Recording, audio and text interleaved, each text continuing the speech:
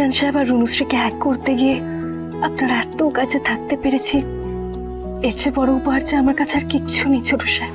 কার সাথে কার গাঁট ছড়া বাঁধা হবে সেটা স্বয়ং ঈশ্বর ঠিক করে। আমি কিছুই করিনি, সবই উপরওয়ালার ইচ্ছে। আমি ও সমস্ত কিছু জানি না, আমার কাছে এই পুরোটা হয়েছে শুধুমাত্র তোমার ইচ্ছেতেই, আর তাই জন্য আমি তোমাকে একটা উপহার দিতে চাই। বলো কি নেবে?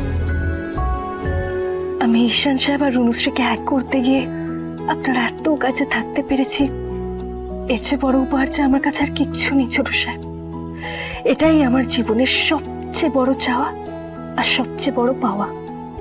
কি ভাবছো? কিচ্ছু না। বলো কি নেবে? আমার কিচ্ছু লাগবে না ছোট সাহেব। কিচ্ছু লাগবে না বললে হয়? বলো না কি নেবে। ছোট সাহেব, আমি বললাম তো আমার কিছু লাগবে না। আচ্ছা, আমি আসছি কেমন? আজই ডাউনলোড করুন আর এনজয় করুন আপনার পছন্দের শো।